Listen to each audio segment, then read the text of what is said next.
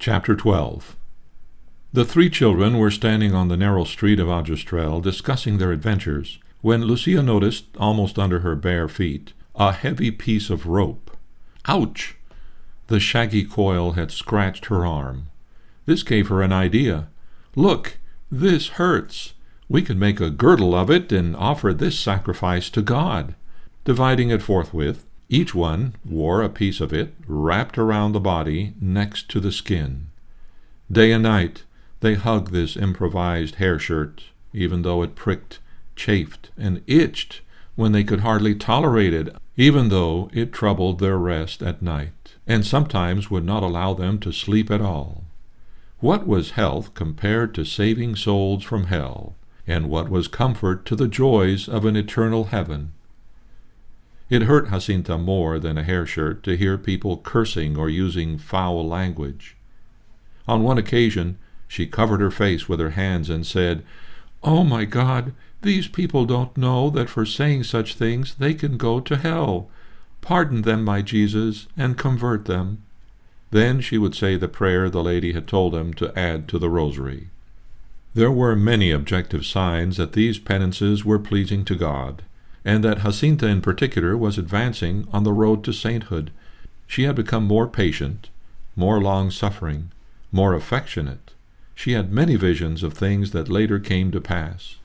And in Lucia's opinion, she must have received at this time the gift of infused wisdom.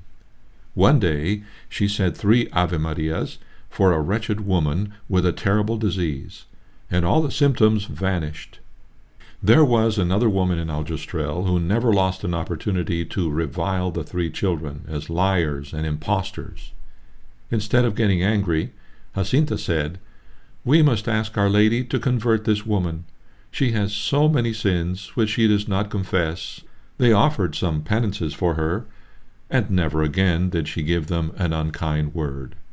It would have been hard for the children to say which caused them more annoyance, the hordes of the devout, or professedly devout, who darkened the doors daily and made the lives of their families miserable, or the opposition, which incongruously included most of the clergy and many sincere Catholics, along with the Carbonari, radicals, and liberals of all shades of unbelief. There was this, at least, to be said for the scoffers.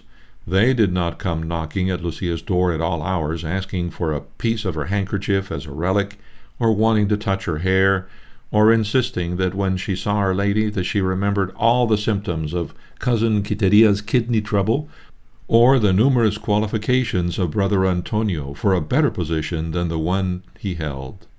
But the diatribes of the anti-clerical press gave no annoyance in Aljustrel, because they simply hadn't read them.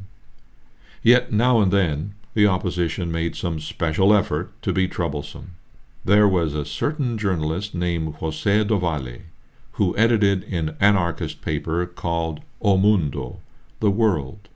He was also a tireless pamphleteer, with a distinguished gift for excoriation and invective, which his enemies attributed to a habit of getting drunk before sitting down to write his pamphlet. His indignation over the scandal at Covadairia was already boiling over into pamphlets that were peddled in Torres Novas, Orum, and other towns of the Serra.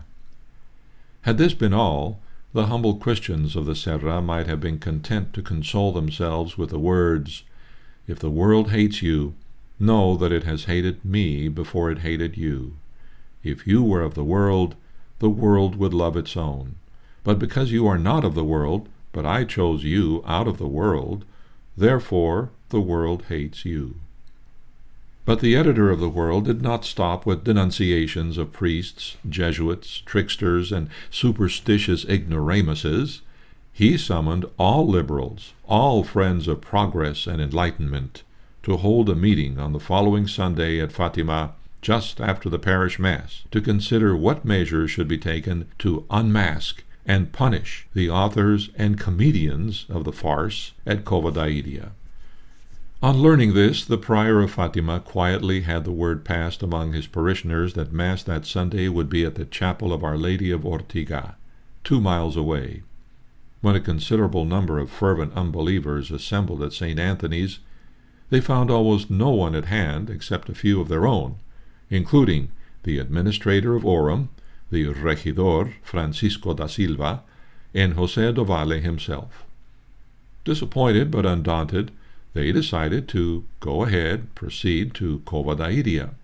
The Catholics of Lombadegua and Moita had expected this, and a certain peasant who had a whole herd of burros had tied them to anzaneda trees near the scene of the apparitions.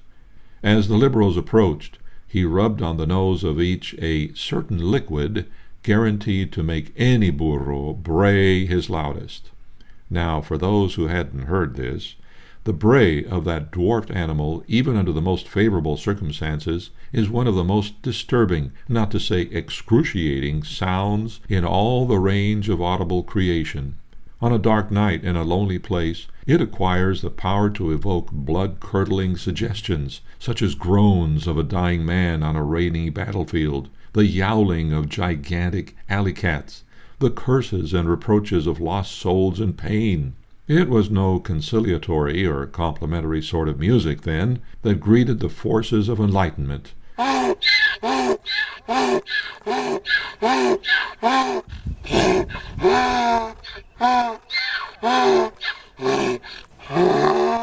As they struggled up the hill from the highway. And, as a final insult to climax this injury, they found waiting for them, near the Azaneda where Our Lady had appeared, a pile of straw and feed. The farmers of Moita had spread it about as if to welcome a delegation of asses. To make sure that this subtle point would not be missed, a group of people from Moita, including the indomitable Maria Carrera, were waiting on the next rise to explain why there was feed there, for them, the asses, with loud and lusty scorn. This enraged some of the newcomers so much that they began to shout back, and some highly uncomplimentary things about Catholics and the Church. The faithful countered this with, "Viva Jesus e Maria! Viva Jesus e Maria!" This drew another taunt from the invaders. The shouts echoed back and forth through the clear air of Cova da Iria. The Catholics would cry, "O burros, o burros, o bestas!" Burros, beasts. And the freethinkers would retort, "Botas da serra, botas da serra, you clodhoppers, mountain clodhoppers." The appearance of some policemen put an end to this good time, but the incident had revealed how tensely the inhabitants of the highlands, both believers and non-believers, were waiting for the 13th day, when, according to the three children, the lady had promised to return to Cova da Iria. On the 12th of September, the roads were full of pilgrims, and by evening the houses of the Martos and Aboboras were surrounded by them, as on the previous occasions. Most of these people slept in the fields. At sunrise on the 13th, there were thousands of them at Aljustrel and Cova da Iria, reciting the Rosary or the Litany of Our Lady. By the time the three children were ready to start for the place of the apparitions, the main highway was so jammed that it was impossible to move. "All wanted to see and talk with us," wrote Lucia. There was no human respect in that crowd. Many of them, and even gentlemen and noblemen, broke through the press and knelt before us, asking us to present their necessities to Our Lady. Others, unable to get near, would shout, "For the love of God, ask Our Lady to cure my son who is lame. Ask her to cure mine who is blind, and mine who is deaf, and bring my sons home from the war, and my husband, and to convert a sinner for me, to give me health, for I have tuberculosis," and so on. In that place appeared all the miseries of poor humanity, continued Lucia, and some shouted even from the tops of trees and walls where they had climbed to see us pass. Saying yes to some, giving a hand to others to help them get out of the dust of the earth, we managed to move along, thanks to some gentlemen who went ahead, opening a passage for us through the multitudes. When now I read in the New Testament such enchanting scenes of the passage of our Lord through Palestine, I remember these that Our Lady made me a witness of when I was so young, on those poor roads and streets from Aljustrel to Fatima to the Cova da Iria. And I give thanks to God, offering him the faith of our good Portuguese multitude. For I think, if these people so humble themselves before 3 poor children, only because they'd been granted mercifully the grace to speak with the Mother of God, what would they not do if they saw before them Jesus Christ himself? Finally we arrived at Cova da Iria, near the Carrasqueria, and I began to say the rosary with the crowd. Ay, what a crowd! It was larger than ever, and composed of pilgrims from all parts of Portugal. And besides the usual barefoot peasants, the rich and the poor, the workers, the ladies and gentlemen from many villages and towns, there were some 30 young seminarians and 5 or 6 priests.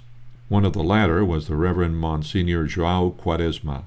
Another was the Reverend Father Manuel Pereira da Silva, then a curate at Leiria, who went to the scene, or so he told me, chiefly out of curiosity, with no preconceptions either way. These priests, with the prior of Santa Catalina and Monsignor Manuel do Carmo Goix, had left Leiria earlier that day, the fine summer morning, in a squeaky carriage drawn by a decrepit old horse. When they finally arrived after their journey, they secured a place of vantage on a piece of high ground overlooking the vast natural amphitheater, already dark and seething with human forms. At midday, a complete silence, save for the whisper of prayers, fell over the crowd, wrote Monsignor João Quaresma 15 years later. Suddenly there were shouts of rejoicing, voices praising Our Lady. Arms went up to point at something above. Look, don't you see? Yes, now I see. There wasn't a cloud in the azure sky. I too raised my eyes and tried to scrutinize the amplitude of the sky, to see what more fortunate eyes had first seen. To my great astonishment, I saw clearly and distinctly a luminous globe that moved from the east toward the west, slowly and majestically, gliding down across the distance. My friend also looked and had the good fortune to enjoy the same unexpected and enchanting apparition. Suddenly, the globe, with its extraordinary light, vanished before our eyes.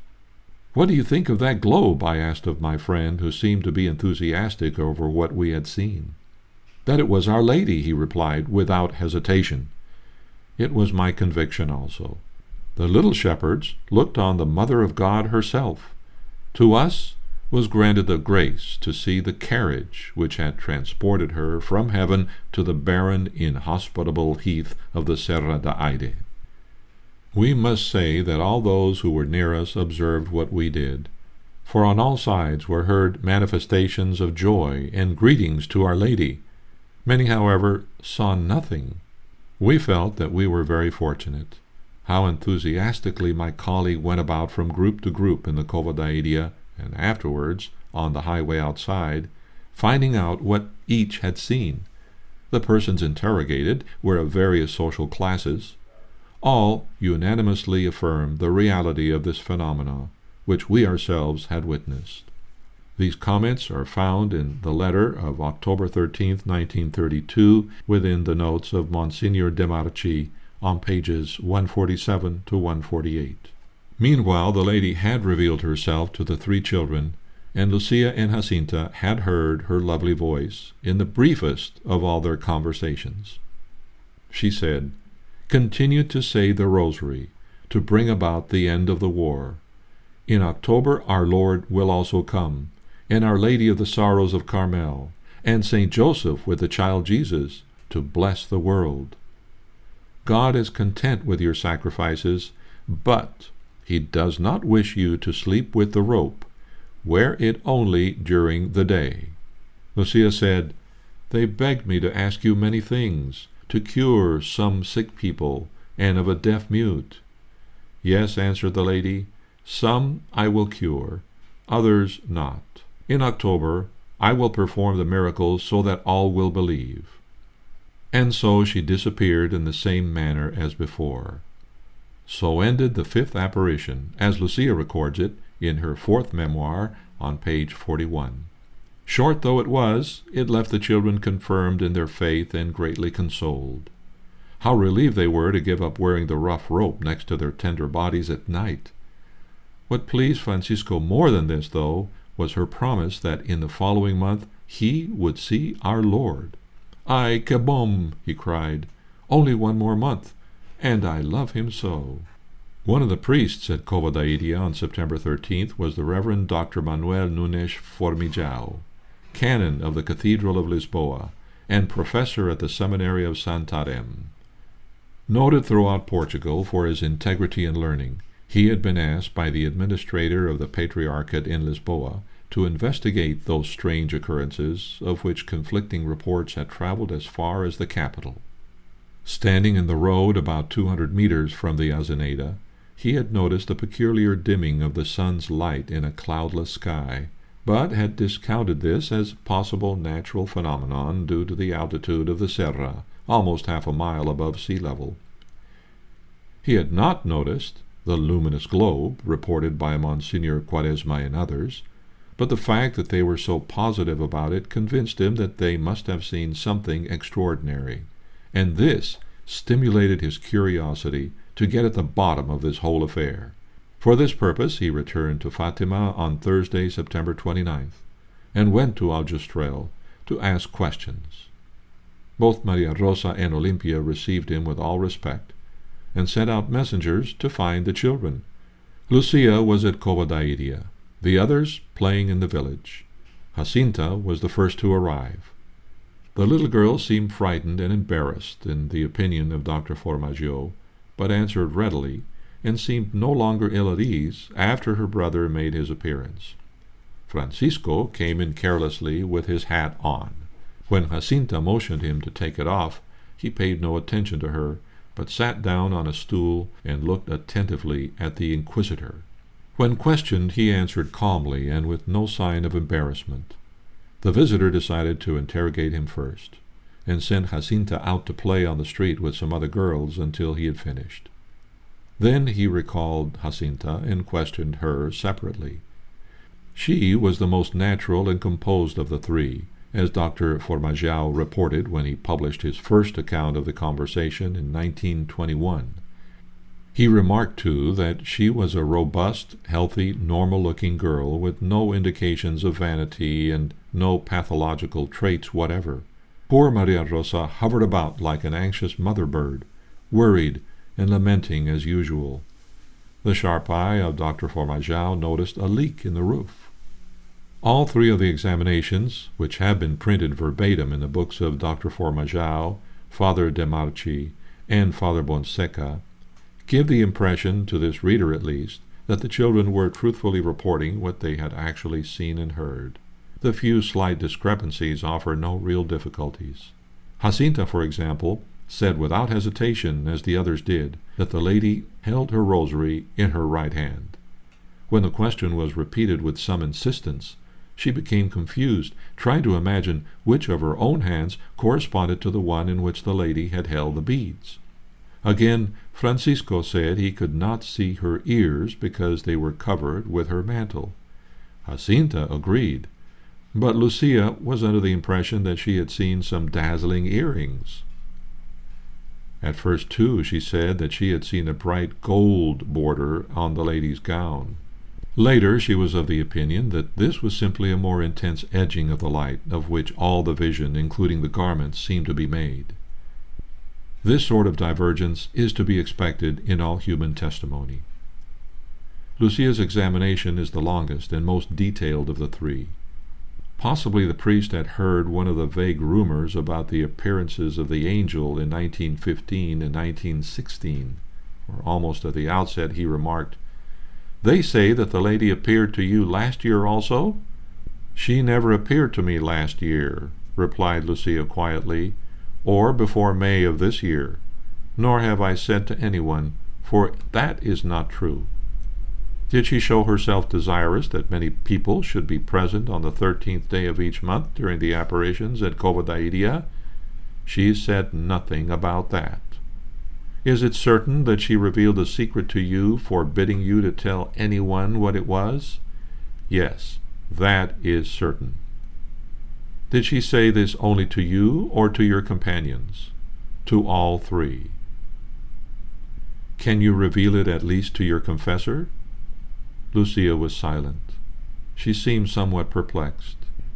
They say, continued the investigator, that to free yourself from the importunities of the Senor Administrator the day when you were arrested, you told him, as if it were the secret, a thing that is not, thus deceiving him and boasting afterward of having beaten him at his own game. Is that true? It is not. The Senor Administrator really wanted me to reveal the secret, but as I could not tell it to anyone, I kept silent, in spite of his insisting much that I comply with his wishes.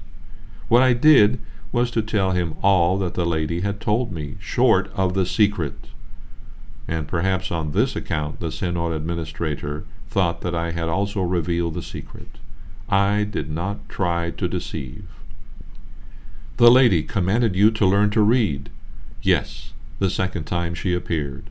But if she said that she would take you to heaven in the month of the coming October, what good would it be for you to learn to read? That is not true. The lady never said she would take me to heaven in October, and I never said that she had told me such a thing. Later in the questioning he asked, Why did you lower your eyes sometimes and stop looking at the lady? It was because at times she blinded me. Did she teach you some prayer?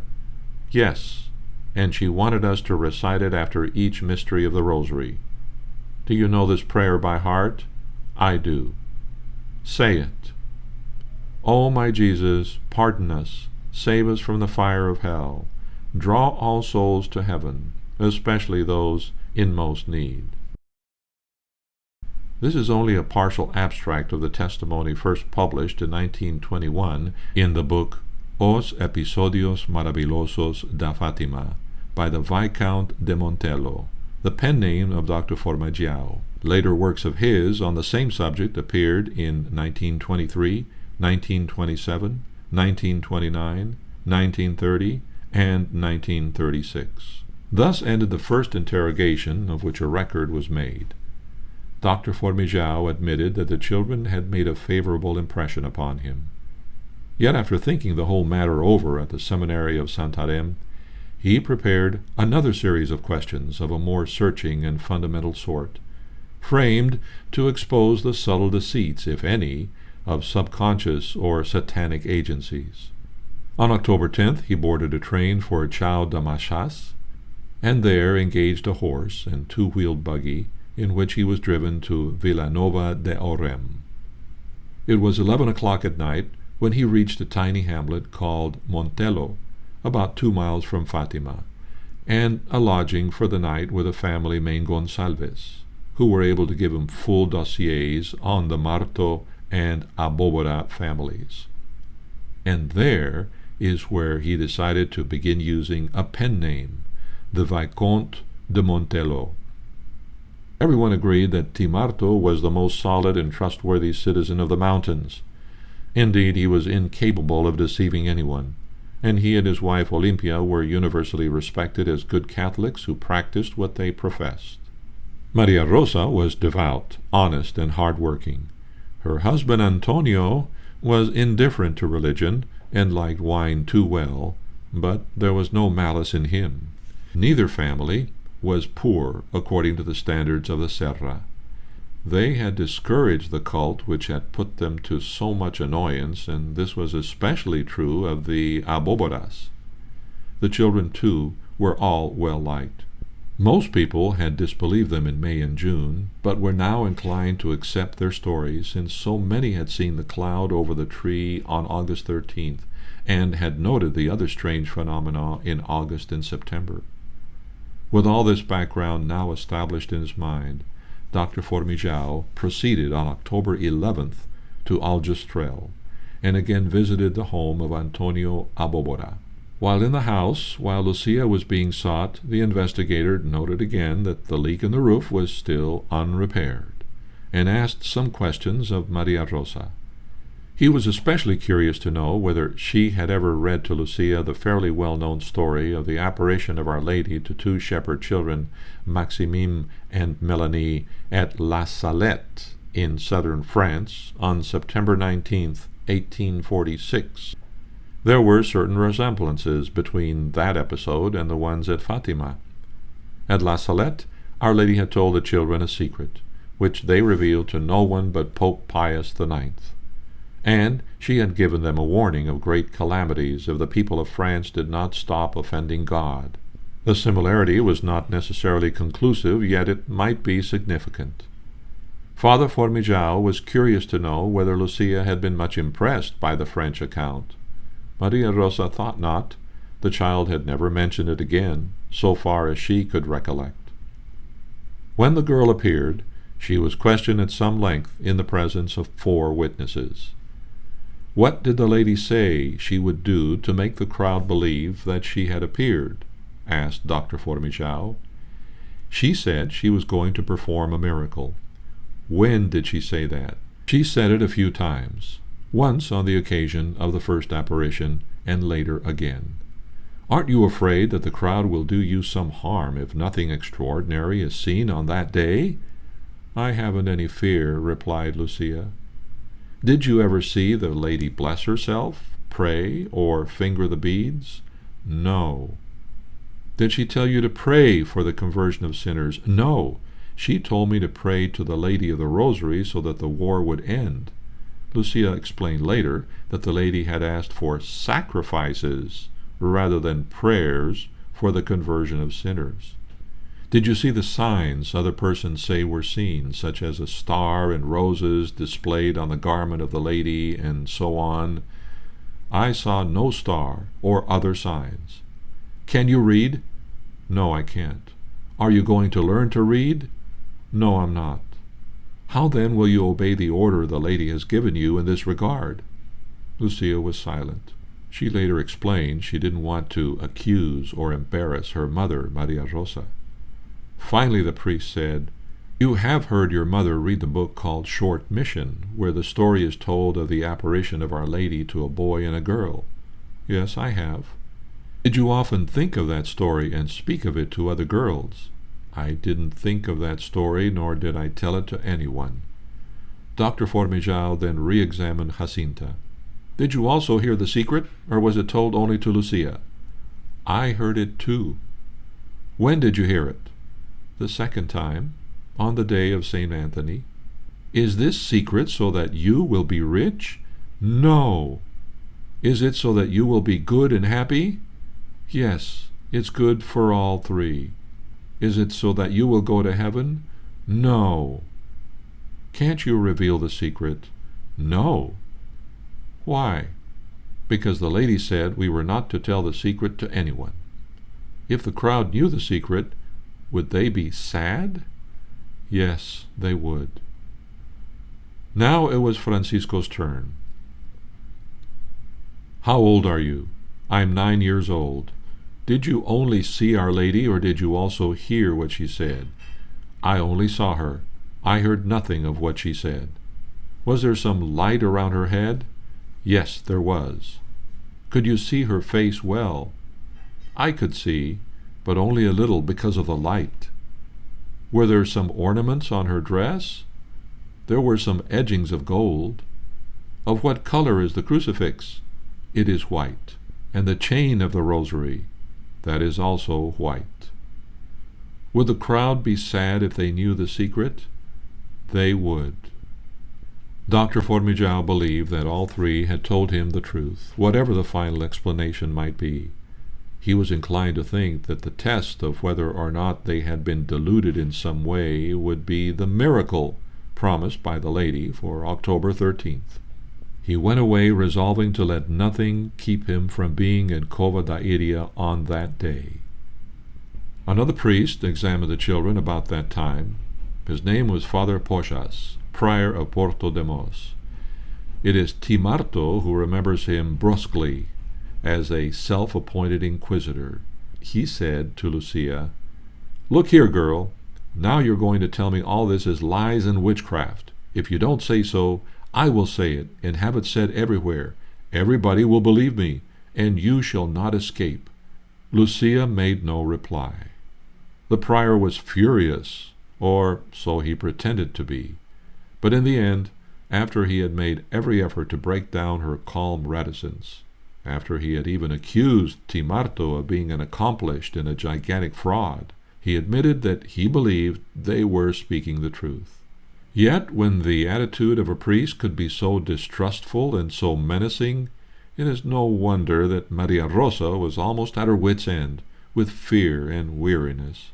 She was convinced that Lucia was about to be exposed and punished at last. Indeed, all the aboboras but Lucia were in a state of something like panic when that 12th of October dawned over Aljustrel.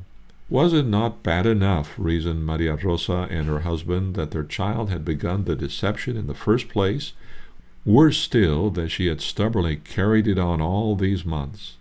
But worse of all, that she had had the incredible effrontery to promise the whole world a miracle, no less, at a definite hour, on a definite day, the 13th of October. And what would cheated people say and do when the miracle did not occur?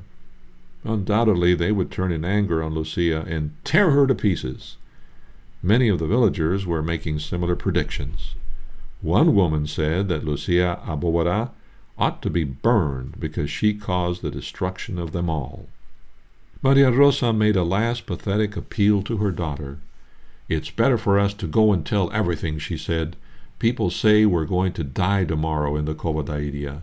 If the lady does not make the miracle, the crowd will kill us." "I'm not afraid, mother," replied Lucia. "I'm sure the lady will do everything she has promised. We'd better go to confession now to prepare for death. If you want me to go with you to confession, I will, but not for that reason." Maria Rosa turned away, almost distracted. That afternoon the sky became cloudy, and a fine autumn mist began to fall over the gloomy expanse of the Serra de Aire. Shepherds in Aljustrel locked up the beasts, for it was plain that thick weather was brewing in the northeast. Chapter 13. What a night! It was as if the devil, somewhere in the ice and snow that could never slake the burning of his pain, had resolved to destroy with one blow all that remained of the Europe which had so long been his battleground against the thing he hated most. Somewhere in the dark misery of Siberia, he was permitted, heaven knows why, to disturb the equilibrium of the air, setting in motion a cold and cutting blast that shrieked across the continent to the western sea. It may have passed howling over a cabin in Finland where a little lynx-eyed man who called himself Lenin was waiting to enter St. Petersburg, where he had lately sown the seeds of revolution, and to begin in a very few weeks the transformation and destruction of all that world which owed what was best and noblest in it to the teachings of Christ. It screamed in mockery over vast armaments moving stealthily through Germany to prepare for the Peace Through Victory drive of 1918. It scourged poor wretches of poor armies into the cover of slimy dugouts all along the Western Front, and plastered with mud the Italian fugitives from Caporetto. It seemed to echo and enlarge the despair that was settling over the vineyards of war-wearied France, where Haig stood, as he said, with his back to the wall. Finally it dashed itself against the Pyrenees, and then, as if it had gathered up all the hatreds and discontent of disobedient men and all the rebellious powers of a corrupted nature in a mad career from the Baltic to Cape St. Vincent, it let them loose on the little country that has never been permanently conquered, the land where she who treads upon the servant's head has long been honored, the Terra da Santa Maria. Darkness fell swiftly, with blacker clouds scudding from wind, whipped to a gale, bent under it the waving and moaning plumes of the pine forests near Leiria. It ripped the square sails of ancient windmills on the gray heights of the Serra de Aire. It scattered pale glistening leaves of poplars and aspens across the swollen Tagus. It flattened the plucked and reddened vineyards of Braga and the withered gardens of Moita and Fatima. It went roaring across hundreds of miles of narrow beaches until the frothy Atlantic bellowed back in anger and cast up vengeful floods into village streets. The rain fell steadily, pitilessly. Yet there were thousands of human beings and many beasts of burden on the roads of the little republic that night. For faith is stronger than doubt, and love is heartier than hate. Devout Catholics in every village had heard by this time that Our Lady had promised to return to Covadaidia to perform a miracle on October 13th. Rain or shine, that was all they needed to know. Peasant families slung their wicker baskets and earthen water jugs over their shoulders or packed them in panniers on the backs of burros and started out under the lowering skies. Fathers and mothers carried sick or lame children in their arms for incredible distances. Fishermen left their nets and boats on the beaches of the Vedia and took to the oozy roads. Farmhands from Monterreal, sailors from ships in the harbors of Porto de Algarve, factory workers from Lisboa, serranas from Minde or Subliu, ladies and gentlemen, scrubwomen waiters, young and old, rich and poor, all sorts of people, but most of them humble, most of them barefoot, most of them workers and their families. They were plodding through the mud under the pelting rain that night, like a great scattered army converging upon Fatima, hoping to find there some favor of health or conversion, forgiveness of sin, consolation for sorrow, the beginning of a better life, or maybe just the blessing of the Mother of God.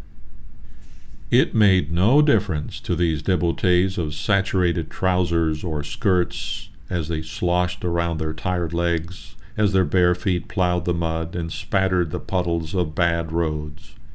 Laughter was heard among groups of several families as they walked along together.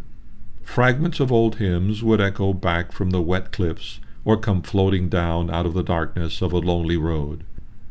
Not for nothing had the ancestors of these people sung the Salve Regina on the decks of galleons in the Indian Ocean or whalers in the China Sea.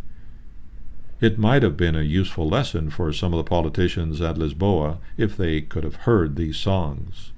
Avelino de Almeida, managing editor of Século, the largest newspaper in Lisboa, who was on his way to cover the story at Covadaidia, described some of the pilgrims that he met near Chao de Machas before the rain began to fall.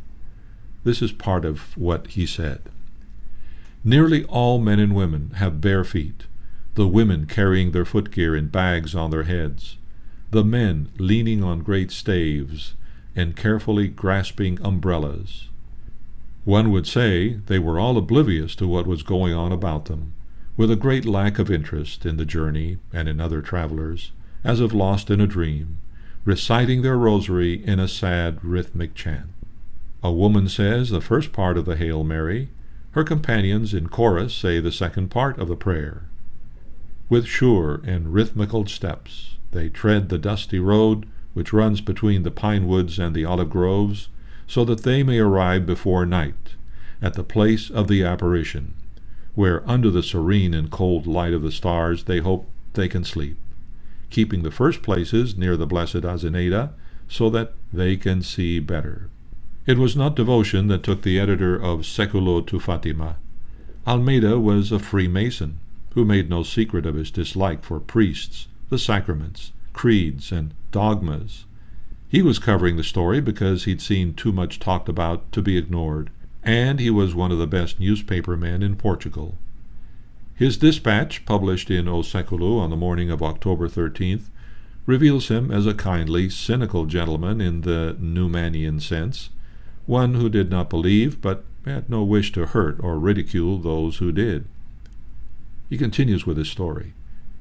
Thousands of persons are hastening to a wild expanse of country near Orem, to see and hear the Virgin Mary. Let pious souls be not offended, and pure believing hearts be not afraid. We have no intention of being a scandal for those who sincerely hold to their faith, and whom the miraculous still attracts, seduces, bewitches, as has been the case for thousands of years, and most certainly will be for other thousands of years. This is only a short newspaper article on an event which is not new in the history of Catholicism. Some regard it as a message from heaven and a grace. Others see in it a sign and proof that the spirit of superstition and fanaticism has planted deep roots that it is difficult or even impossible to destroy. Times of great calamities have always revived and renewed religious ideas and have favored them. And war, which strikes everywhere, offers them the most favorable and fertile soil for growth. We see that confirmed in the life of the trenches and even in the spiritual atmosphere of the belligerent countries. After some pointed observations about the spectators, who doubtless were waiting to profit by the credulity of the masses, he gave a fair summary of the events at Fatima, and recalled previous apparitions of the Holy Virgin at Lourdes, La Salette, and other places. Then he continues his story more ironically. The miracle takes place between noon and 1 o'clock, according to those who have been there. But not all have the chance to see the holy figure. The number of the elect seems very small. Despite their efforts, many see nothing. This is why those who find themselves near the children are contented with hearing them speak with some invisible partner. Others, on the contrary, see in a divinely solemn moment the stars shining in the firmament, even though the sun be at the zenith. They hear a subterranean groaning which announces the presence of the Lady. They claim that the temperature falls, and they compare the impressions of that moment with those they have experienced during an eclipse of the sun. The reporter's report continues. According to what the children say, the figure of the Virgin appears on an azeneda, surrounded on all sides by a nuage. The suggestion of the masses, brought there by the supernatural and captivated by a superhuman force, is so powerful that eyes fill with tears, faces become as pale as corpses. Men and women throw themselves on their knees, chant songs, and recite the rosary together. We do not know if there have already been blind persons who have recovered their sight, paralytics who have regained the use of their limbs, hardened sinners who have turned back from the straight ways of sin to plunge into the purifying water of penance. But that matters little. The news of the apparitions has spread from Algarve to the Minho. Since the day of the Ascension, the pilgrims have flocked there by thousands on the 13th of each month, from near and far. The means of transportation do not suffice. The clergy of the place and the neighborhood maintain, as regards the events, a prudent reserve, at least in appearance. It is the custom of the Church. It proclaims loudly that in such circumstances doubt means nothing, for doubts also come from the devil. But secretly it rejoices over the great concourse of pilgrims who since May have become more and more numerous. And there are even people who dream of a great and magnificent church, always full, of large hotels nearby with every modern comfort, of shops well stocked with 1,001 different types of piety and souvenirs of Our Lady of Fatima, and of a railway which will take us to the future miraculous sanctuary with more convenience than the buses in which, for the moment, the mass of the faithful and of the curious now achieve this right. While the author of these pessimistic observations was making his way to Oram, and then with deepening discomfort to Covadaidia, the Abobora and Marto families, after a restless night listening to the rain pelting on the tiles, were rising in the cheerless dawn. Indeed, the east was hardly streaked with a dismal gray when the first dripping pilgrims came knocking at their doors. Soon there were dozens and scores of them, and they not only surrounded the 2 cottages, clamoring for a glimpse of the children, but they cheerfully forced their way inside without waiting to be invited. Teolimpia was furious at the casual way they simply entered, and shedding their puddles of water and red mud from the fields all over her floors. T. Marto still twits her on how she fluttered about trying to get the children ready and at the same time to answer the questions of a jostling mob. It was too much when these strangers began to make themselves comfortable on her beds and chests. "Get out of here, all of you!" she cried. The people paid no attention. A few more pushed their way in. "Leave them alone, woman," advised the husband. "When the house is full, no more will be able to get in." A neighbor plucked him by the sleeve and said in his ear, "Timarto, you'd better not go to Covadairia. They might beat you up. The little ones know. They're babies. No one is going to hurt them. You are the one in danger of being mussed about." "I'm going openly," returned the other, "and I'm not afraid of anybody. I have no doubt everything will be all right." Olympia did not share this confidence. She was praying fervently to Our Lady to protect her and her family that day, and she still wonders how her children would have remained so calm and unafraid in the midst of all that confusion. "If they hurt us," said Jacinta, "we're going to heaven. But those that hurt us, poor people, are going to hell." One of the intruders in the house of Timarto was a baroness from Pampolino, who insisted on presenting 2 ornate dresses, a blue one for Lucia, a white one for Jacinta. The girls declined these, preferring their own white communion attire. Finally, after infinite confusion, they managed to get a bite to eat and to squirm out of the house. At the last moment, Maria Rosa put on her shawl and said she would accompany them. "I know they're going to kill you," she said tearfully to Lucia. "Very well then, if you must go, I'll go and die with you." It was a long and slow journey. The road was crowded all the way from Fatima to Covadairia. Men and women were kneeling in the thick slime on both sides, imploring their prayers. Hands reached out to touch them. Wet burros brushed against them. Umbrellas threatened to poke out their eyes. But what a sight when at last they arrived near the scene of the apparitions. Fully 70,000 men and women and children, people of all ages and conditions, were standing patiently in the rain waiting for them. A dark mass under innumerable black umbrellas, dripping sombreros, soaked blankets. They were packed so densely between the highway and the Azeneda that the children were able to get through only with the help of a chauffeur, who seized Jacinta and mounted her on his shoulder, crying, "Make way for the children who saw Our Lady." Timarto followed with Lucia and Francisco. When they reached the place of the apparitions, he was surprised to find his wife already there. He had forgotten her in his anxiety for Jacinta. My Olympia turned up from another direction, and I don't know from where. At all events, there she was, close to the stump of the Azeneda, which Maria Carrera had lovingly draped along with her alms table under garlands of flowers. The crowd lurched and swayed this way and that, ducking umbrellas, huddled together for warmth, scanning the leaden eastern sky. Loud voices were repeating the rosary in various rhythmical cadences. A priest who had been praying all night in the rain and mud was reading his breviary and, from time to time, nervously looking at his watch. Presently he turned to the children and asked, "At what hour Our Lady is going to arrive?" "At midday," replied Lucia. He glanced at his watch again and said, "It's midday already. Our Lady is not a liar. We'll see." Nearly all the people now were saying the rosary. Ave Maria, cheia de graça, Santa Maria, Mãe de Deus, rogai por nós pecadores. Ave Maria, cheia de gracia. At this point, shortly after noon, why she never knew, Lucia cried out, "Everybody, put down your umbrellas!"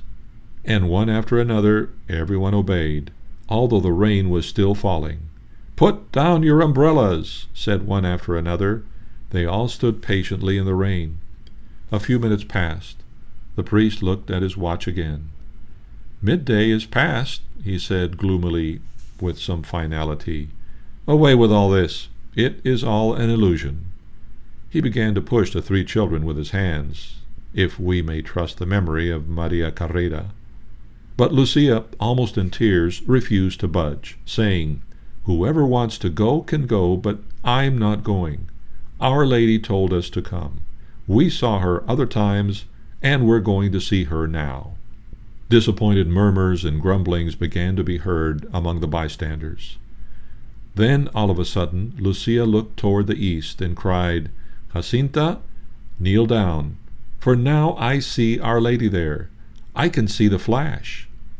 "Watch out, daughter," it was the shrill voice of Maria Rosa. "Don't let yourself be deceived." Lucia didn't hear the warning. Those near her noticed that her face had become flushed and transparently beautiful. She was gazing rapturously now at the Lady herself, who stood in the flood of white light on the flowers that Maria Carrera had draped on the stump of the Azeneda. Jacinta and Francisco on either side of her stared likewise, both radiant, both quite oblivious of the multitude around them. Lucia was kneeling with the others. "Que é que você me quer?" "What do you want of me?" The fine rain fell on her upturned face. The lady said, "I want to tell you to have them build a chapel here in my honor. I am the Lady of the Rosary. Let them continue to say the Rosary every day. The war is going to end, and the soldiers will soon return to their homes." "I have many things to ask of you," said Lucia, "the cure of some sick persons, the conversion of some sinners." "Some yes, others no. It is necessary that they amend their lives and ask pardon for their sins." Her face had become graver as she continued, "Let them offend our Lord God no more, for he is already much offended." With this, the Lady of the Rosary opened her white hands, as always, and it seemed to Lucia that the light emerging from them ascended to where the sun ought to be, directly overhead, and it was brighter than any sunlight. Perhaps it was at this moment that the crowd saw the clouds separate like two vast curtains rolled apart, and the sun appeared between them in the clear blue, like a disk of white fire. Certainly many heard Lucia cry, "Look at the sun!" But she said this in ecstasy and doesn't remember having said it, for she was totally absorbed in something she saw where the sun must have been. As Our Lady disappeared in the very radiance that came from her outstretched hands, there stood out in the zenith above 3 tableaus, which symbolized, one after another, the joyous, the sorrowful, and the glorious mysteries of the Rosary. The first was a distinct representation of the Holy Family, Our Lady herself in her traditional dress of white with a blue mantle, and St. Joseph beside her, holding the child Jesus on his arm. St. Joseph in white, the infant in bright red. Lucia was heard to say, "St. Joseph is going to bless us." All 3 of the children saw this first vision, and saw the saint make the sign of the cross 3 times over the crowd. The Holy Child did likewise. The next vision, seen by Lucia alone, was one of Our Lady of Sorrows in the somber garb assigned to her by tradition, the Mater Dolorosa of Good Friday, but without the sword in her breast. And beside her stood her divine Son, grieving, as when he met her on the way to Calvary. Lucia saw only the upper part of his figure. He looked pityingly on the crowd for whom he had died, and raised his hand to make the sign of the cross over them. Our Lady then appeared in a third vision of glory, as Our Lady of Mount Carmel, crowned as Queen of Heaven and of the world, her infant Son upon her knee. The crowd saw nothing of all this. At least there seems to be no solid verification of the claim that a few saw the Lady. What they all did see, however, was something stupendous, unheard of, almost apocalyptic. The sun stood forth in the clear zenith like a great silver disk, which, though bright as any sun they had ever seen, they could actually look straight at it without blinking, and with a unique and delightful satisfaction. This lasted but a moment. While they were looking, the huge ball began to dance. That's the word all the beholders applied to it. Now it was whirling rapidly like a gigantic fire wheel. After doing this for some time, it stopped. Then it rotated again with a dizzy, sickening speed. Finally there appeared on the rim a border of crimson, which flung across the sky as from a hellish vortex, blood-red streamers of flame, reflecting to the earth, to the trees, to the shrubs, to the upturned faces, and to the clothes of all sorts of brilliant colors in succession. Green, red, orange, blue, violet, the whole spectrum, in fact. Madly gyrating in this manner 3 times, the fiery orb seemed to tremble, to shudder, and then to plunge precipitously in a mighty zigzag toward the crowd. A fearful cry broke from the lips of thousands of terrified persons as they fell upon their knees, thinking the end of the world had come. Some said that the air became warmer at that instant. They would not have been surprised if anything about them had burst into flames, enveloping and consuming them. Ay, Jesus! We're all going to die here. Save us, Jesus. Our Lady, save us. Oh, my God, I am sorry. And one began the act of contrition. Some who had come to jeer fell on their faces and broke into sobs and prayers. The Marquês do Cruz said, "Oh, my God, how great is thy power!" This had lasted about 10 minutes, perhaps. Then all saw the sun begin to climb in the same zigzag manner to where it had appeared before. It became tranquil, then dazzling. No one could look at it any longer. It was the sun of every day. The people stared at one another in joy and amazement. Miracle! Miracle! The children were right. Our Lady made the miracle. Blessed be God. Blessed be Our Lady. The shouts were taken up all over the Covadairia. Some were laughing, others weeping with joy. Many were making the discovery that their drenched clothes had in some unexplained manner become perfectly dry. Wet clothes, now dry. Avelino de Almeida reported the event in O Século of October 17th as, quote, "a spectacle unique and incredible if one had not been a witness to it." One can see the immense crowd turn toward the sun, which reveals itself free of the clouds in full noon. The great star of day makes one think of a silver plaque, and it is possible to look straight at it without the least discomfort. It does not burn, it does not blind.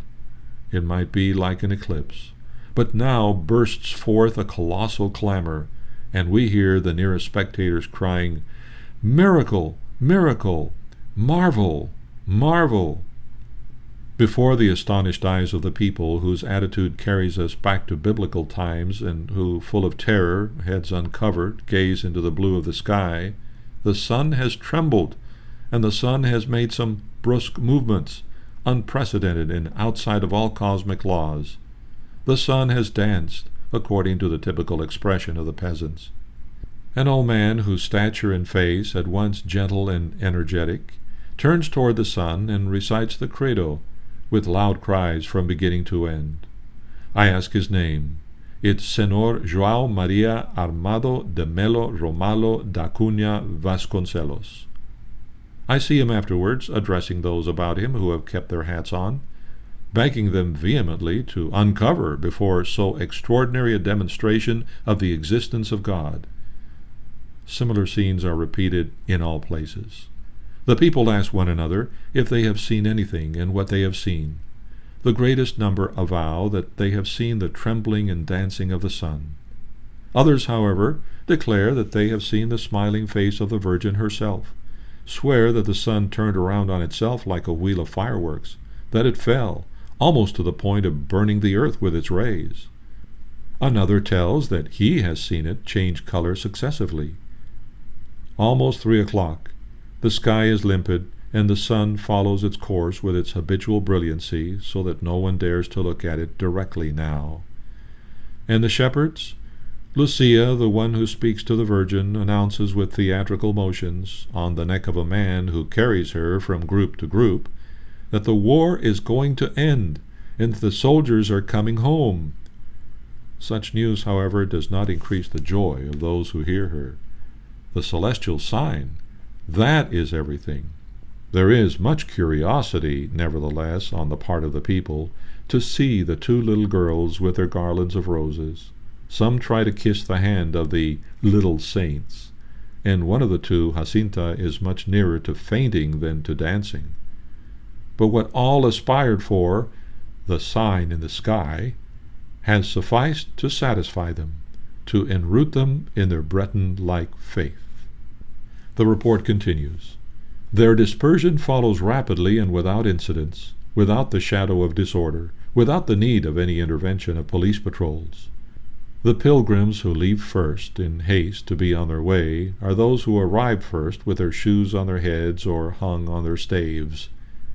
They're going, their souls full of joy, to spread the good news in the villages that were not totally depopulated to come here.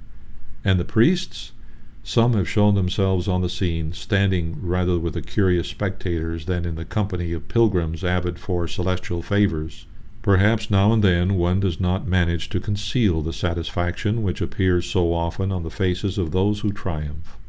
It now remains for those competent to pronounce on that dance macabre of the sun, which today at Fatima has made hosannas burst from the breasts of the faithful, and naturally has impressed even freethinkers and other persons not at all interested in religious matters who have come to this once famous countryside. All over Portugal, in fact, the anti-clerical press was compelled to bear witness to the same thing. There was general agreement on the essentials. As Dr. Domingo Pinto Coelho wrote in the newspaper O Ordem, the sun, sometimes surrounded with crimson flames, at other times aureoled with yellow and red, and still other times seemed to revolve with a very rapid movement of rotation, still again seeming to detach itself from the sky, to approach the earth and to radiate strong heat. There had been theories of mass hypnotism or suggestion, but those were discarded when it became known that reliable witnesses not in the crowd had seen the miracle from many miles away. The poet Alfonso Lopez Vieira saw it from his house at San Pedro de Moel, 40 kilometers from Fatima.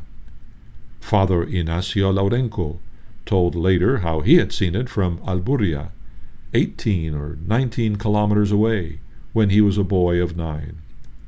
This is how he says it. He and some fellow students heard some people shouting in the street nearby, running out of the school with his teacher, Dona Delmina Pereira Lopez. He saw with amazement the spinning and falling of the sun. It was like a globe of snow revolving on itself, he wrote. Then suddenly it seemed to come down in a zigzag, threatened to fall to the earth. Terrified, I ran to shelter myself in the midst of all the people. All were weeping, expecting from one moment to the next the end of the world. Near us was an unbeliever without religion, who had spent the morning mocking the blockheads who had made all that journey to Fatima to go and stare at a girl. I looked at him. He stood as if paralyzed, thunderstruck, his eyes fixed on the sun. Then I saw him tremble from head to foot, and raising his hands to heaven, he fell on his knees in the mire, shouting, "Nossa Senhora! Nossa Senhora!" Meanwhile, the people continued to scream and cry out, begging God to pardon their sins. Afterwards, we ran to the chapels of the town, which were filled in a few moments. And Father Lourenco continues his story.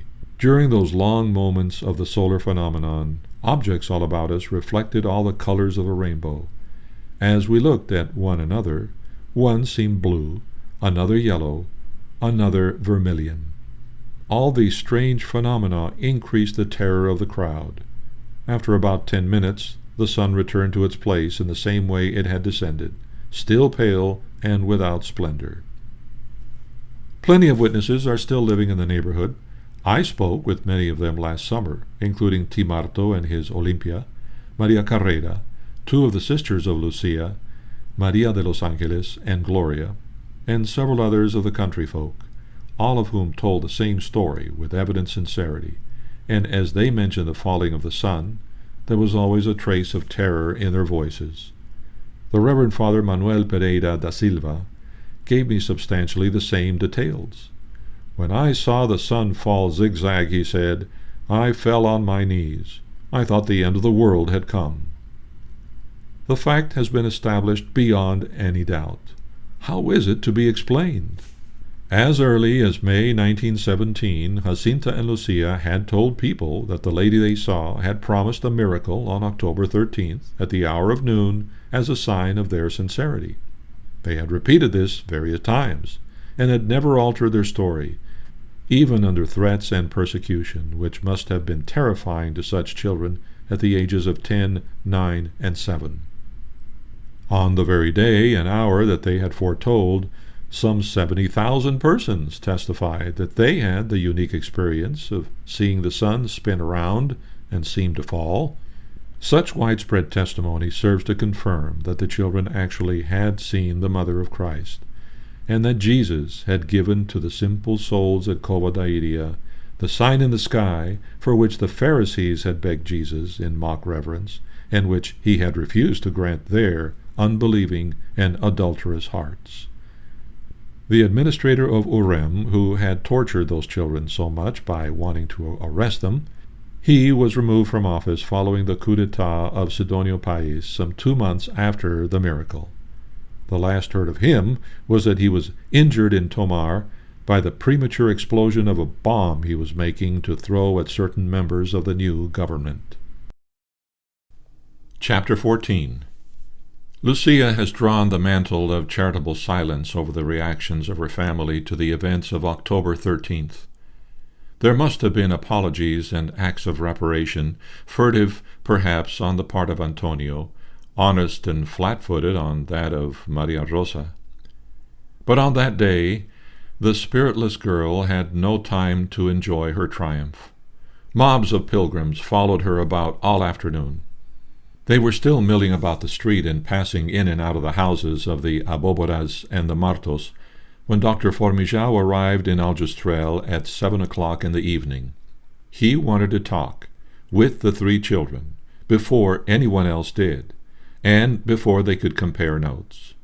Thanks to his authority as a priest, he dispersed the strangers in short order, and then summoned the 3 principals to the house of T. Marto, where he questioned them separately.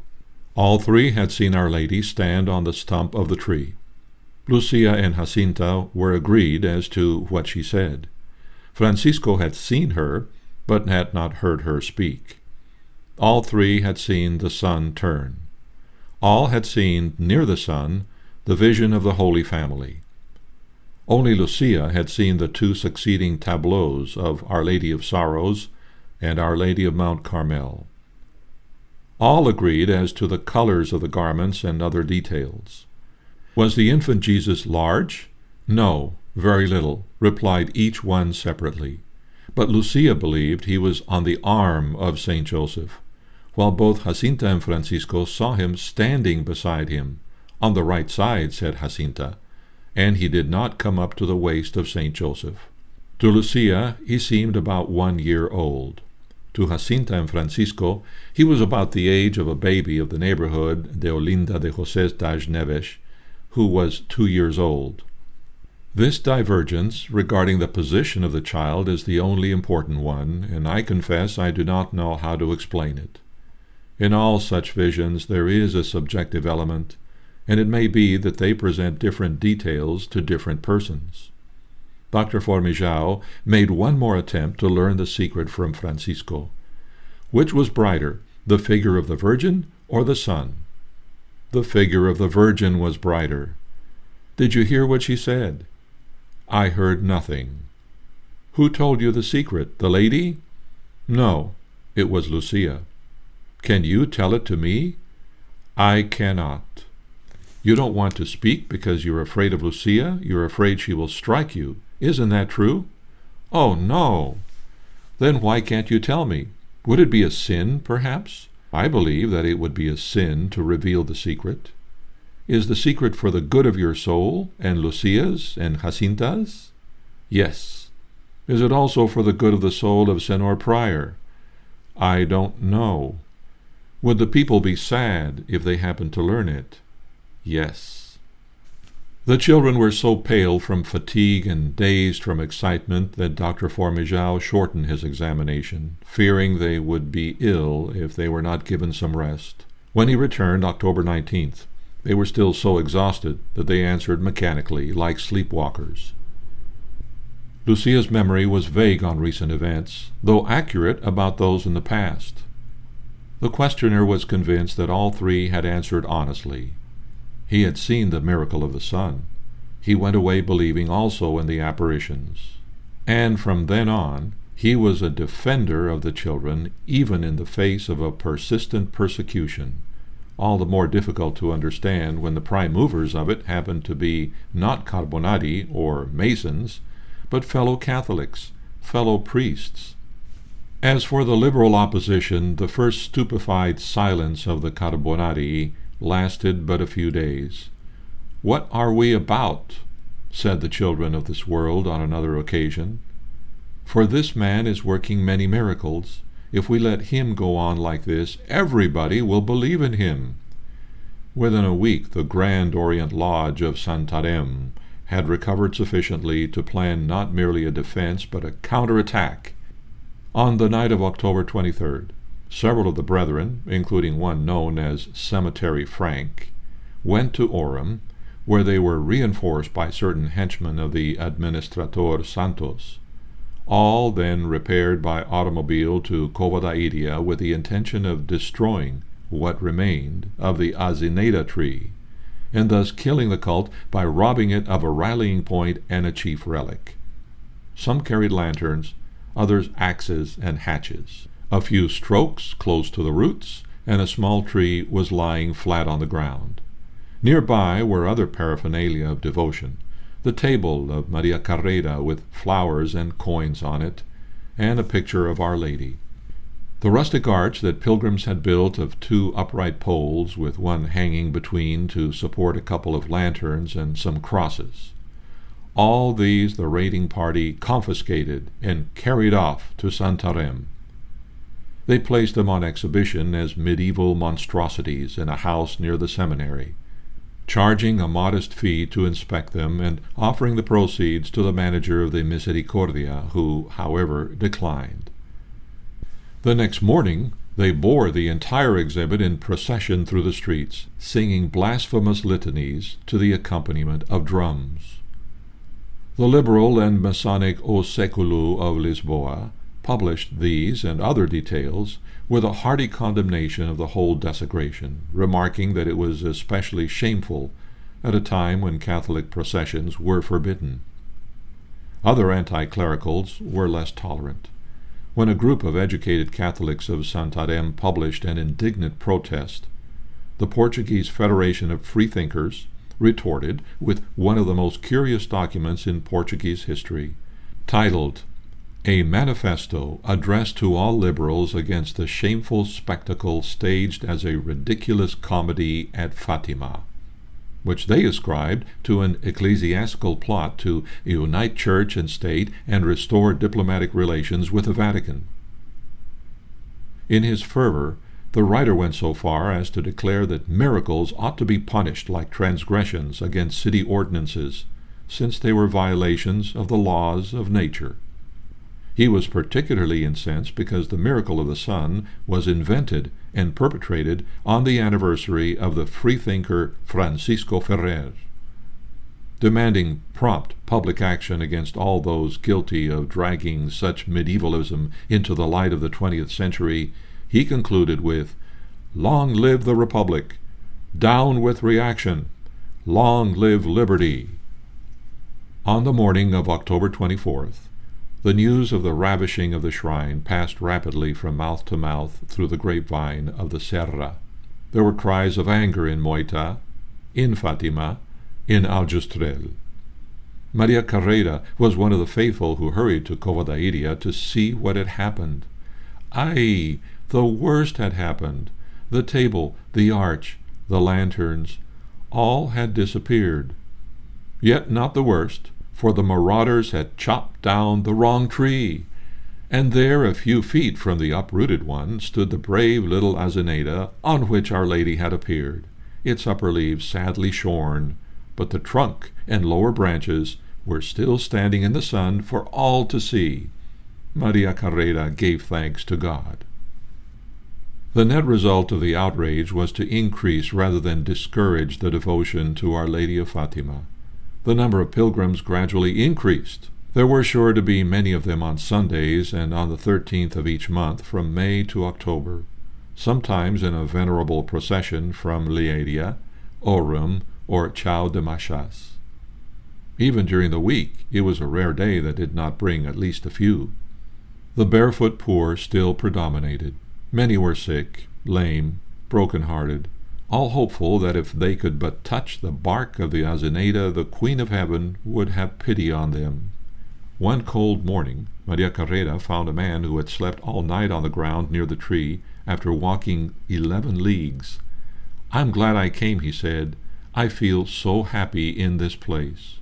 Along with the devout poor came a few more prosperous persons, sometimes from as far as Lisboa or Porto. Almost every day one would appear at the Martos or Aborboras and ask for a few words with the children. At first Olympia used to send out to the meadows for Jacinta and Francisco, but this got to be such a nuisance that she finally lost patience and decided to turn the flock over to her son João. The two were greatly disappointed, for it meant giving up, in great measure, the company of Lucia. But before long she too ceased to be a shepherdess. Maria Rosa and her husband were too human to have been transformed into angels by this stupefying experience that they had shared on October 13th.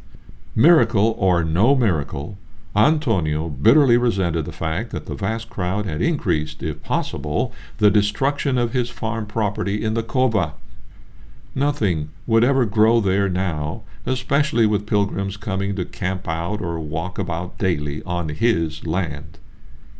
It was no small sacrifice for a farmer of Aljustrel to lose 50 sacks or more of potatoes a year, not to mention his beans, spinach, and other vegetables. Maria Rosa remained irascible to the end, for it was her temperament. But she was too honest to deny that Lucia had been right, and too devout, having made the admission, to refuse to do all in her power to carry out the wishes of the Mother of God. If Our Lady wanted this cachopa, my daughter, to learn to read, there was nothing more to be said. Since the time of the monarchy, there had been a small day school for boys at Fatima near the church. Recently, by happy coincidence, one had been started there for girls. Maria Rosa entered Lucia, and prevailed upon her sister-in-law to send Jacinta also. Chapter 15. Francisco was left alone now, but he was never lonely. He was never without a calm sense of the presence of God. He never tired of seeing the rising and the setting of the sun. He could go with the girls on holidays to say the rosary at Covadairia, or the angel's prayer at Cabezo, scampering over walls and ditches at the first glimpse of anyone who looked like a curious pilgrim. Sometimes he was caught before he could escape. One day, a whole group of such persons surprised him with his sister and his cousin at a bend of the road. They at once recognized and surrounded the three.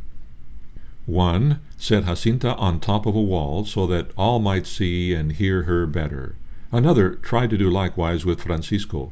More nimble, he fled to the top of another old wall nearby, and then, looking back in triumph, he saw a poorly clad woman and her young son kneeling and holding out their arms to him in supplication. The mother begged him to ask Our Lady to heal her husband who was ill, and not to let him be sent to the war. Francisco knelt on top of the wall and began to pray his rosary. The strangers all joined in. Afterwards they accompanied us to Covadairia, wrote Lucia, and said another rosary on the way. The poor woman promised to return and thank Our Lady. She did, various times, and brought her husband, who was restored to health. They were of the parish of San Memede, and we call them the Casalieros, says Lucia in Memoir 4, page 25. Most strangers bored Francisco. What silly questions! One of the favorites was the one inflicted on small boys everywhere in the world. What are you going to be when you grow up? Such a question for him entailed too much explanation. There were those two stuffy senoras, for example. Question: do you want to be a carpenter? No, ma'am. You want to be a soldier then? No, ma'am. A doctor, isn't it? No. I know what you want to be, a priest. No. What? To say Mass? To hear confessions? To pray in the church? Isn't that it? No, Senora. I don't want to be a padre. Then what do you want to be? I don't want to be anything. You don't want to be anything? No. I want to die and go to heaven. Francisco had no ambition to go to school with Jacinta and Lucia. What was the use, if he was going to heaven so soon? But he liked to walk with them as far as St. Anthony's Church in Fatima. Then he would say, "Look, you go to school, and I will stay here in the church near the hidden Jesus. It isn't worth the trouble for me to learn to read. I'm leaving here soon for heaven. When you come back, call me." The church was being repaired, and the sacred host had been moved from the main altar to a small one on the left side near the entrance. "And there I found him when I returned," said Lucia. "He used to spend whole days on his knees looking at the tabernacle where his Lord was waiting for someone to come and visit him." It is likely enough that in this way, without direction, Francisco learned to practice mental prayer. He may well have become a fairly advanced contemplative. He may possibly have had ecstasies. He had learned from the Master himself the lesson that St. Teresa teaches in her Way of Perfection, that lofty prayer demands love, solitude, detachment, freedom from all self-seeking or sensuality. Yet he never paraded his piety, but concealed it, even from Jacinta. One day after school, when the girls lost sight of him on the serra, they found him lying prostrate and motionless behind a stone wall. "Why don't you come and pray with us?" "I'd rather pray alone, to think and to console our Lord. Oh, he is so sad." "Francisco, which do you like better, to console our Lord or to convert sinners so that their souls won't go to hell any more?" This was a more profound theological question than Lucia may have realized, but he answered without hesitation, "I'd rather console our Lord." "Don't you remember, then, how sad Our Lady was the last month when she said not to offend our Lord, because he was much offended already? I want to console our Lord first, and then convert the sinners so that they won't offend him any more." One day he was missing so long that Jacinta thought he was lost. "Francisco, Francisco!" No answer. Finally they discovered him prostrate and motionless behind a pile of rocks. Still no answer. He hardly stirred even when they shook him, and when he finally got up, he seemed hardly to know where he was. He explained that he had been saying the prayer of the angel and then had remained there thinking. "And didn't you hear Jacinta calling you?" "I? No, I heard nothing." Francisco's prayer was not a form of self-indulgence like that of the pseudo-mystics. There was nothing in it of what St. John of the Cross called spiritual gluttony. Rather, it flowered radiantly into good works for the benefit of others. He would go out and gather up the sheep and goats of a certain poor old woman who had trouble managing them. He obtained notable cures and conversions. He could never resist any honest appeal. Just as he had once offered a boy 2 vinténs to release a captive bird, and had run all the way to Aljustrel and back to fetch the money, so now he would spare himself no trouble to free some struggling soul from sin or pain. One day on the way to school, Lucia met her sister Teresa, recently married, who had come from Lomba, where she now lived, and she had a request for prayers. The son of a woman there had been arrested and falsely accused of a grave crime for which he might be exiled or imprisoned for many years. After Teresa had passed along to her mother's house, Lucia told the others what her sister had said. Francisco was visibly moved. When they reached Fatima, he said, "Look, while you two are at school, I will stay with the hidden Jesus and ask for his grace." When school was over, the girls found him kneeling before the Santissimo. "Did you tell Our Lady about that?" asked Lucia. "Yes, and you can tell your sister Teresa that the boy will be home again in a few days." So it came to pass, and the woman of Lomba was at Covadaidia on the 13th of the next month, giving thanks for her son's release. For such favors, Francisco paid the price that all the mystics pay. His next desire, next to heaven, was to receive the hidden Jesus in Holy Eucharist. This became almost a burning pain when he saw his sister Jacinta going to her first communion. They had begun preparing for it together the previous summer. T. Marto remembers it well. It was soon after the prior had questioned them about the apparitions. "Senor Prior," he said, "here are my 2 children, ready for their first confession. Now you can ask them all the questions you want." Afterwards, he took them to be examined for their first communion. But Father Ferreira thought they'd better wait 1 more year. Jacinta finally passed in May of 1918, but Francisco failed again when he became confused about some point in the credo. This time he went home crying. It was hard enough for a boy of 10 to fail, but harder still to sit with the grown-ups on a fragrant spring day and watch his younger sister go up without him. But the pain of separation is familiar to the lovers of God, and Francisco bore it bravely as he bent once more to his prayers. "It is for your love, O my Jesus." It is plain from Lucia's memoirs that she recognized a certain spiritual leadership in this boy who was her junior. Just before Lent in 1918, some of her friends asked her to organize one of the festas of Carnival Week leading up to the frivolities of Mardi Gras.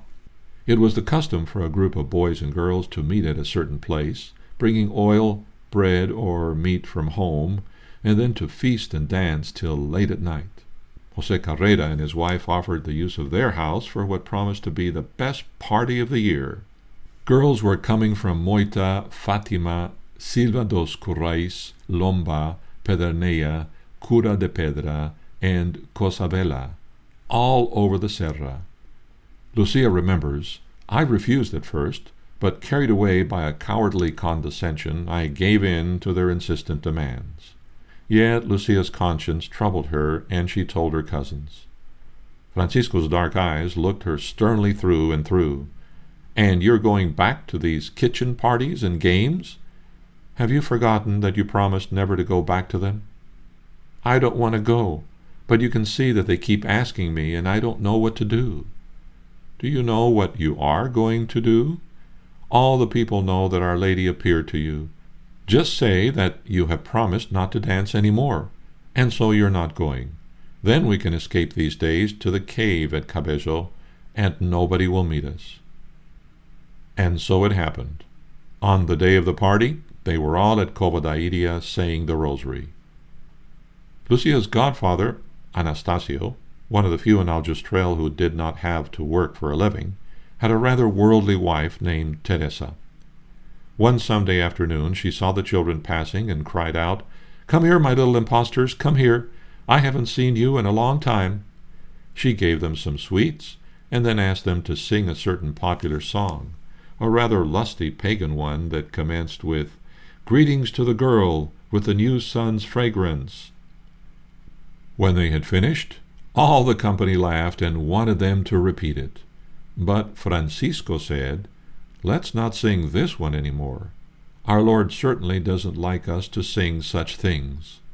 So they declined and took their leave. Lucia believed that in disappointing her godfather's wife she probably lost a good inheritance, but the good God had destined me for another heritage, much more precious. It was October 1918, and the war was about to end, as Our Lady had promised. But the great epidemic of influenza, one of the concomitant scourges of the almost universal punishment of man's apostasy, was laying low millions of persons throughout the world. And toward the end of October, it made its first appearance in Aljustrel.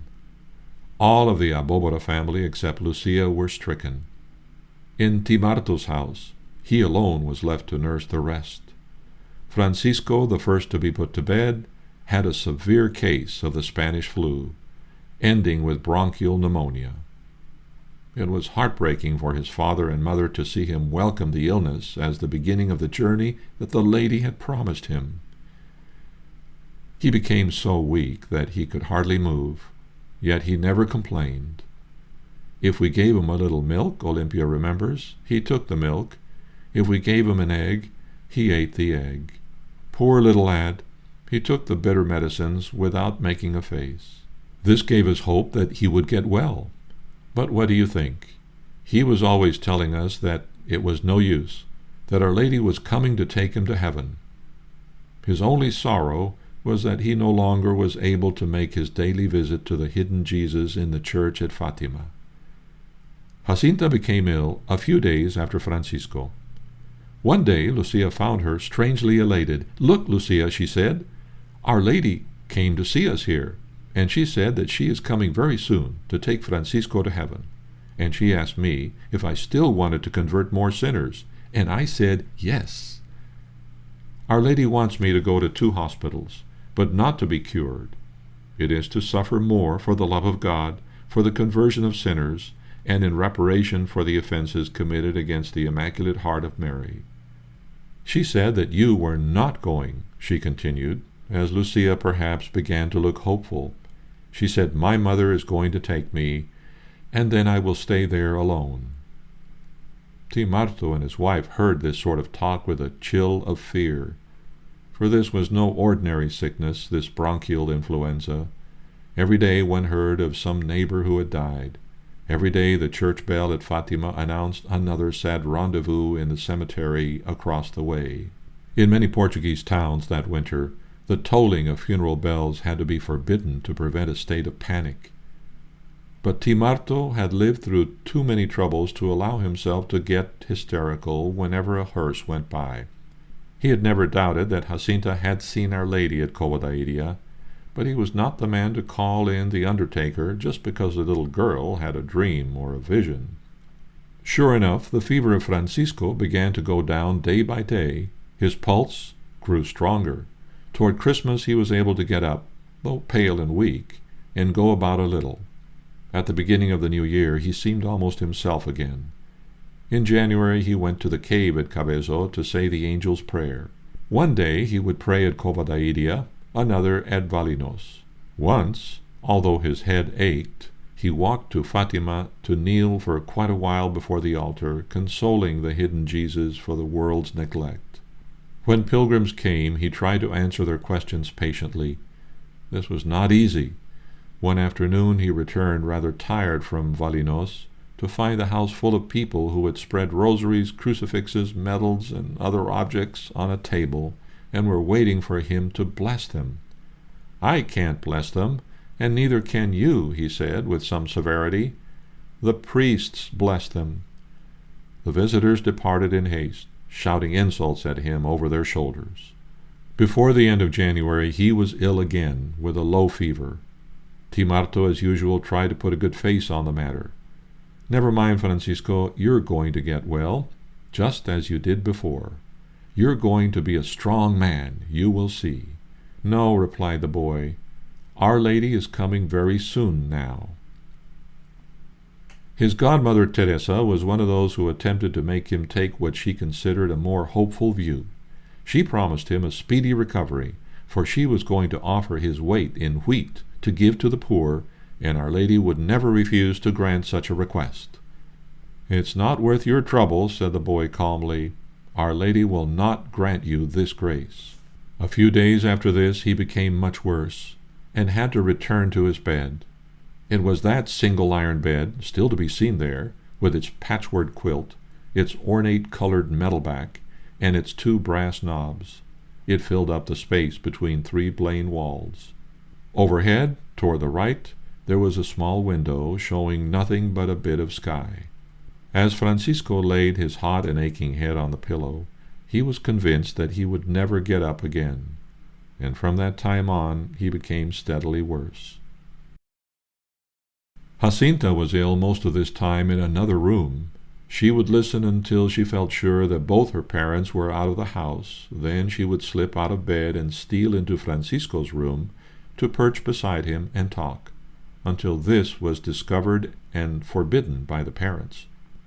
Toward evening, Lucia would stop in on her way home from school. Tia Olympia would smile broadly. She knew what this meant to the invalids. Lucia would say, "Well, Jacinta, Have you made many sacrifices today?" "Yes, a lot," answered the little girl. She lowered her voice. "My mother was out, and I wanted to go many times to visit Francisco, and I didn't do it." Lucia went to the boy's room. He was flushed, his eyes much too large and bright. "Do you suffer much, Francisco?" "Bastante." "But it doesn't matter. I suffer to console our Lord, and in a little while I shall be with him.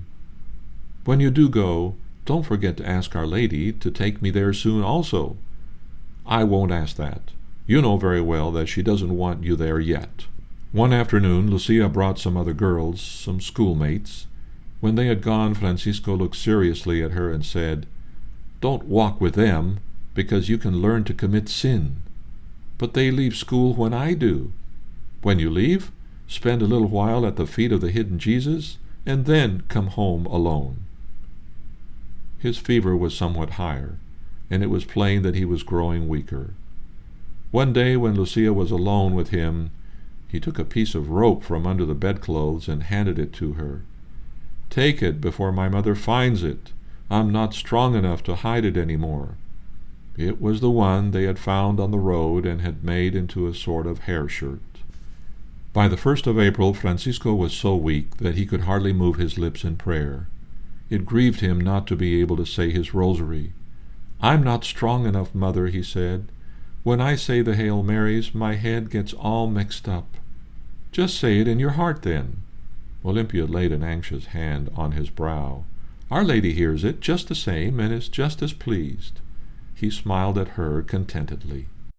It was spring again, and sometimes the distant sad song of a nightingale would come floating in through the tiny window on the sweet air of the Serra. Francisco said he wanted to see Lucia. She came running over. "Look, Lucia, I'm very sick, and I'm going to heaven very soon." Lucia tried to seem casual. "Then look here. Don't forget to pray much for sinners, for the Holy Father, for me, and for Jacinta." "Yes, I will. But look, ask Jacinta these things afterwards. I'm afraid I'll forget them when I go to our Lord. And first I want to console him. Look, Lucia, I want to go to confession." On the night of April 2nd, he was so much worse that his parents promised to send to the rectory the first thing in the morning to ask the prior to come and hear his confession and give him viaticum. In the early dawn, Francisco whispered to his older sister Teresa that he wanted to see Lucia at once. The girl ran down to the Abobora house, woke her cousin, and said, "Lucia, come quickly. Francisco's very sick and says he wants to tell you something." Lucia dressed hastily and hurried to his bedside. She asked his mother, his brother John, and 2 of his sisters to leave the room, since it was some secret that Francisco wanted to tell her. They did so, and the boy said, "It is that I'm going to confess so that I can receive communion and then die. I want you to tell me if you have seen me commit any sin, and ask Jacinta if she has seen me commit any." Lucia thought hard. "Sometimes you disobeyed your mother when she told you to stop staying in the house, and you hid." "That's true, I did that." "Now, go ask Jacinta if she remembers anything else." Jacinta came. She thought very hard. "Look, tell him that before Our Lady appeared to us, he stole a tostao from his father to buy the hand organ from José Marto de Casabella, and that when the boys of Aljustrel threw stones at those of Boledos, he also threw some stones." Lucia hurried back with this message to Francisco. "I've already confessed those," he murmured, "but I'll tell them again. Perhaps it is for these sins that I did that our Lord is so sad. But, even if I don't die, I will never do them again. I'm sorry now." And putting his hands together, he said, "O my Jesus, pardon us, save us from the fire of hell, draw all souls to heaven, especially those in most need." Then turning to Lucia, he added, "Look, you too ask our Lord to pardon me my sins." "I will, don't worry. If our Lord hadn't forgiven you, Our Lady wouldn't have told Jacinta the other day that she was coming soon to take you to heaven. Now, I am going to Mass, and there I will pray to the hidden Jesus for you. Look, ask him also that the Senor Prior may give me Holy Communion. Of course, yes. When Lucia returned from Mass, Jacinta had got up and was sitting on the edge of her brother's bed. Francisco said at once, "Did you ask the hidden Jesus to have the Senor Prior give me Holy Communion?" "I did. Afterwards in heaven, I will pray for you." "Do. Yet the other day you said you wouldn't." "That was to take you to heaven soon. But if you wish, I will pray, and then Our Lady will do as you wish." "I do wish." "You pray." This is what Lucia remembers of that conversation.